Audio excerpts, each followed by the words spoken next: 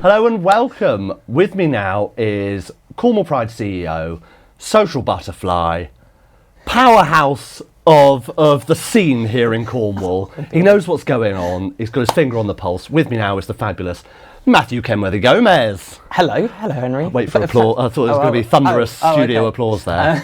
How are you? Yeah, really good. Fab to be back on Chaos TV. That's also friend of chaos. Yes, I should yes, say. absolutely. Also friend of chaos. Huge friend of chaos. You've been very busy, haven't you? Because loved. I get to see you every now and then at these various glamorous events and whatnot, but you're always very busy beavering away and talking to somebody about important things, aren't you? Yes, yeah, I am. It's been a really interesting year actually for us at Cornwall Pride for the delivery of the community prides. It's been such a special moment to be able to support the community here in Cornwall with the celebration of UK Pride 50 by delivering the 11 prides. Not necessarily totally fabulous. I get really stressed out in those because we're talking about some really important subjects that many organisations and many people kind of put in the sidelines or kind of think about it as an add-on rather than a priority. And I think one of my roles that I've definitely developed within this year in Cornwall, for Cornwall Pride, and from an inclusion perspective, is to bring inclusion as a priority to those conversations. It's been a bit of a challenge because we've never really had that type of conversation within Cornwall. It has always felt like, oh yeah, we have to do this. Yeah, okay, it's a thing that. It's that second thought. Yeah, absolutely. But having someone like myself in a room at a business meeting or inclusion conferences, it's been really powerful. And actually, listening to the correspondence and feedback from people, many people haven't necessarily thought about it. And actually, by having that in the front, by having that as a priority, or at least within the conversation, it's been special. I know I was at it was the Cornwall Pride. What was the name of the event down at the Old Bakery Pride Studios? 2032. Pride 2032. And I was down there and watching you just do your presentation and let people know your story and your coming out story and things like this. And as a member of the queer community myself, you do think about it. You know, for us, that's a huge life event. Yeah.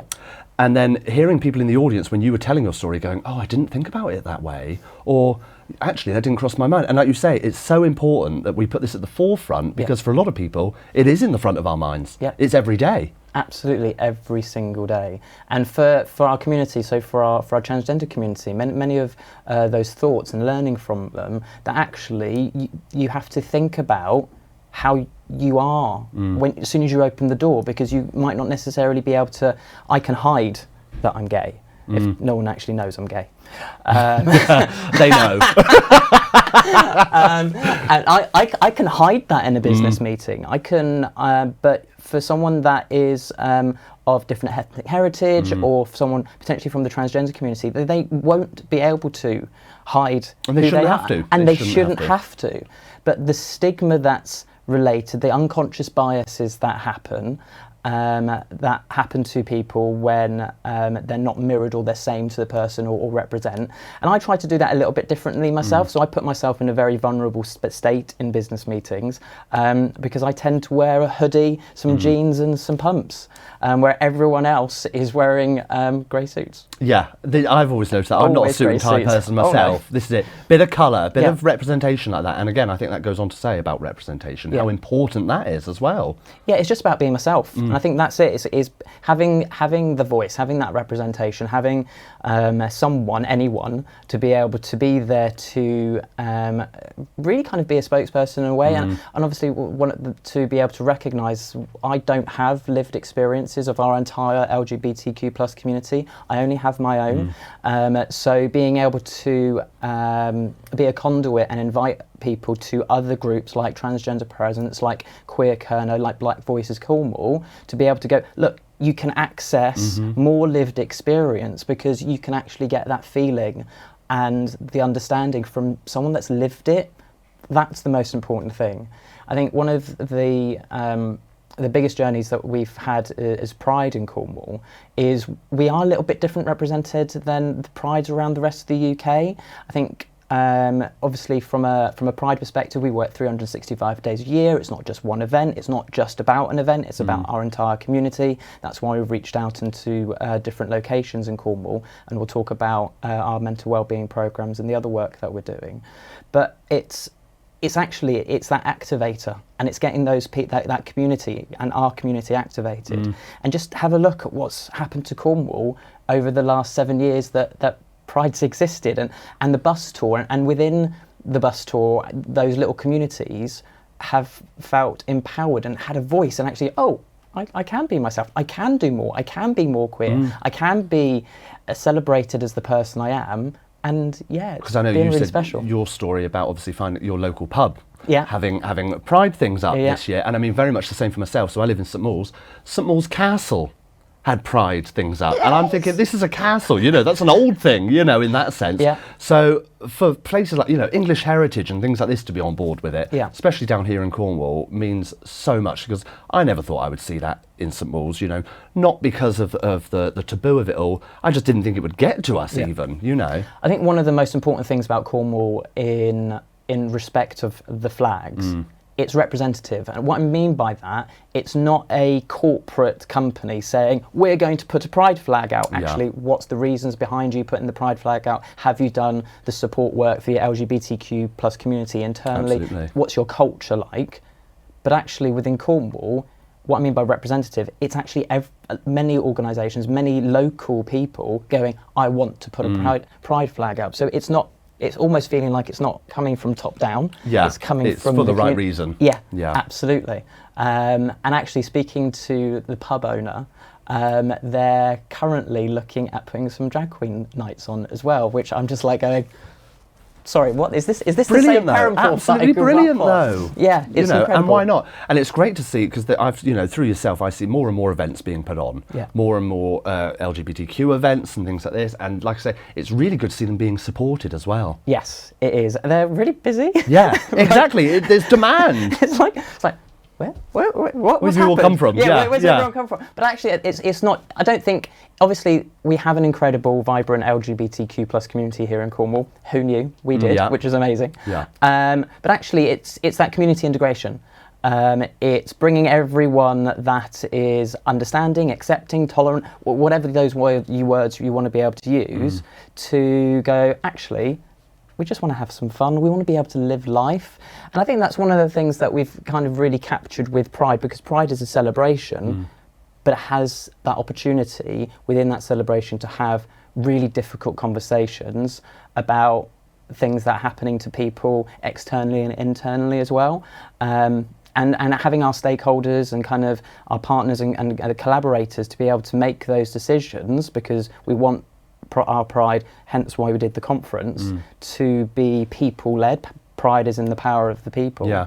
So we have the opportunity to kind of access everyone that wants to be brilliantly different and celebrate it. Well, this again comes into your power, because I think there's half of it's putting on these fabulous events and showing up and showing out, but it's also telling people about them. Yeah. So your power comes in the promotion side of things, because I think if you tell people about them, they will come. Yes. Yeah, no, they will. That's a lot of it. Yeah, it is. And I think one of the things that we want it to become organic.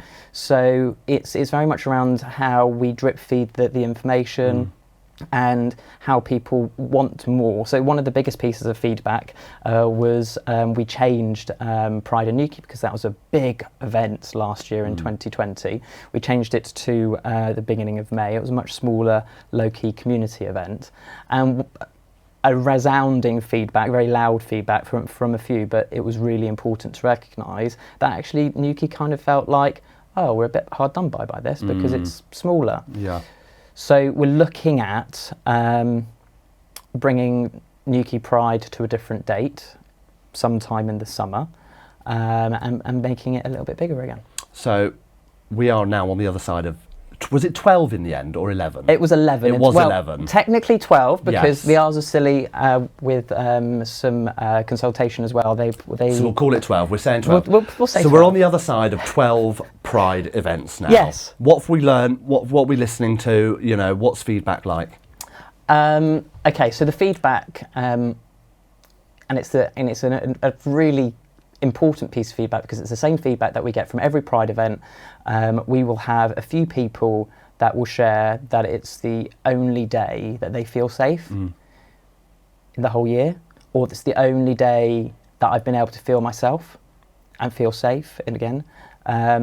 So, and hearing that over the last 6 years was the reason why we did the 11 Prides, because we're like, if we do that once a year, that's only one day of the year.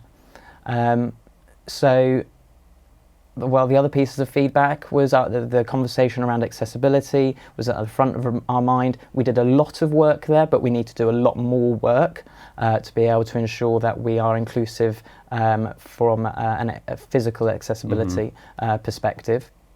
I think one of the other challenges were actually that there was a lot of work for us as volunteers as well, so we need more volunteers. I was going to say, you're quite a small team, aren't you? We're 2.5 FTs, so that's myself, the 2 Elliots, so Elliot Welsh, Elliot Kenton, Sammy James Dodds and Nikki Foley, and they work as part-time. So there's 2.5 of us. So we need some volunteers. Yeah, we've got 150 at the moment. Casual, and they dip in and out as they can, but yeah, definitely more volunteers. But I think one of the things that we want to be able to do is to facilitate conversation with Pride within the local communities. So that might be supporting community groups, that might be actually putting on their own event. So perfect example was Falmouth.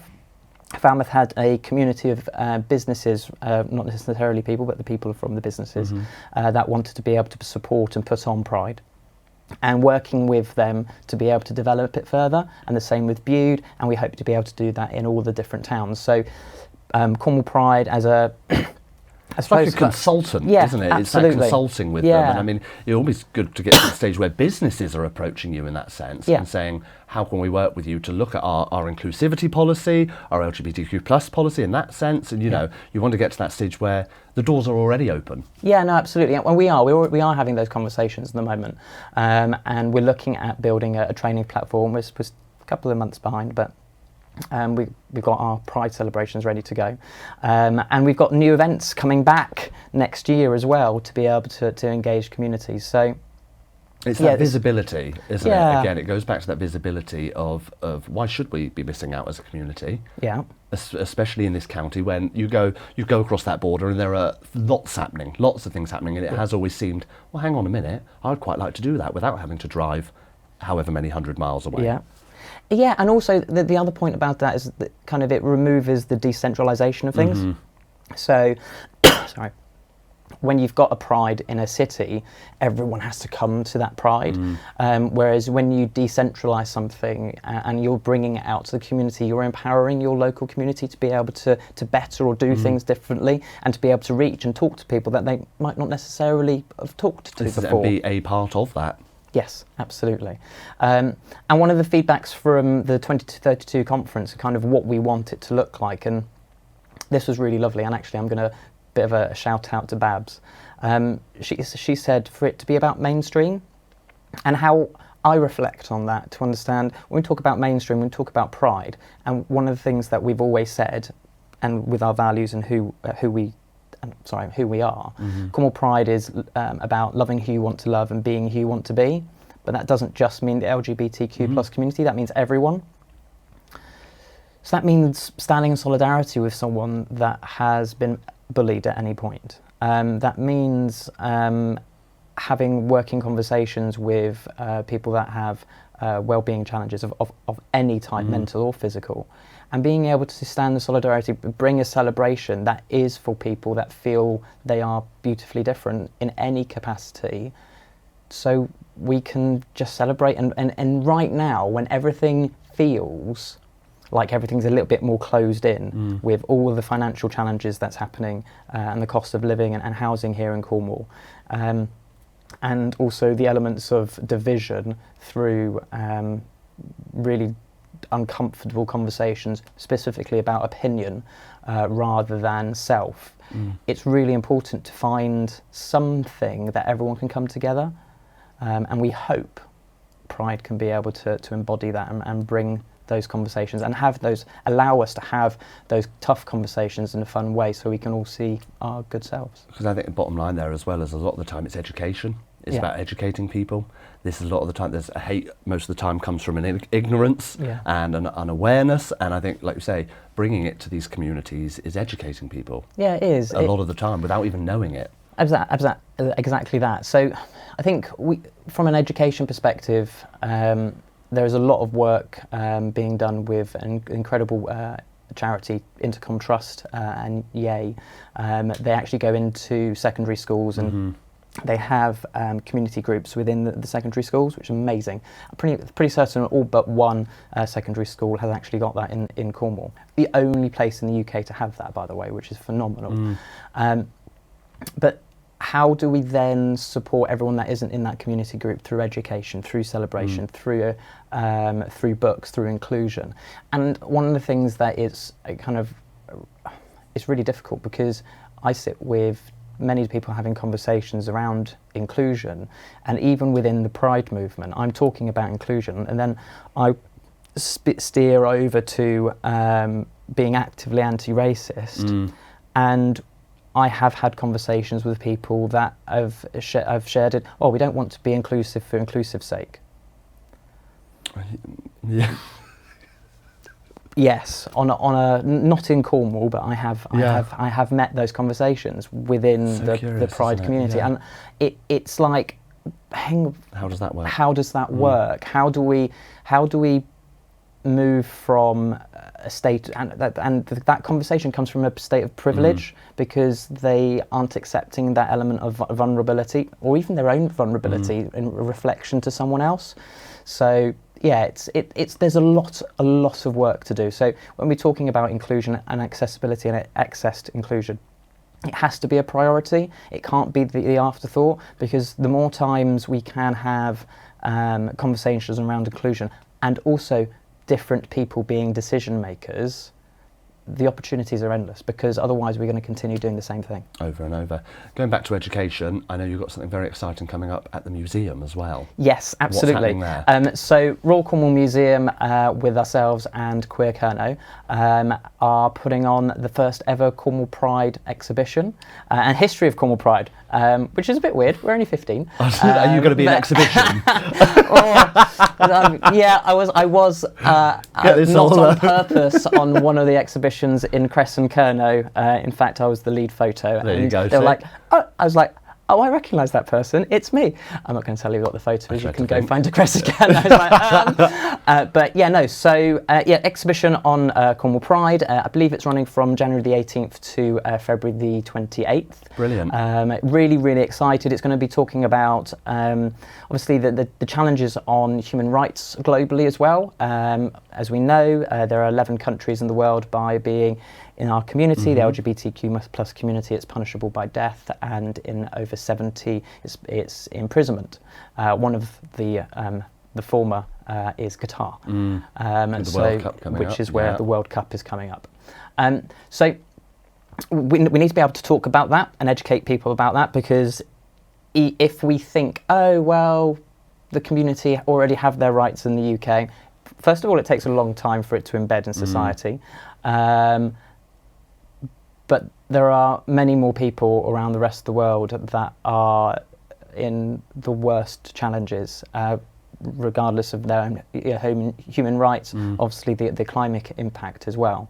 And it's going to impact them the worst, so we have to have this conversation. So that's why it's in the exhibition, and the celebration of Pride used to be in Cornwall before Cornwall Pride, because there were many garden parties, fetes, beach parties that were Pride-esque and celebrations, which were really, really amazing. So we're going to embed some of those in, and then the history of what Cornwall Pride has become. It's really important, and as if you've not got enough on your plate with everything else going on, what's this fabulous gala coming up for fundraising?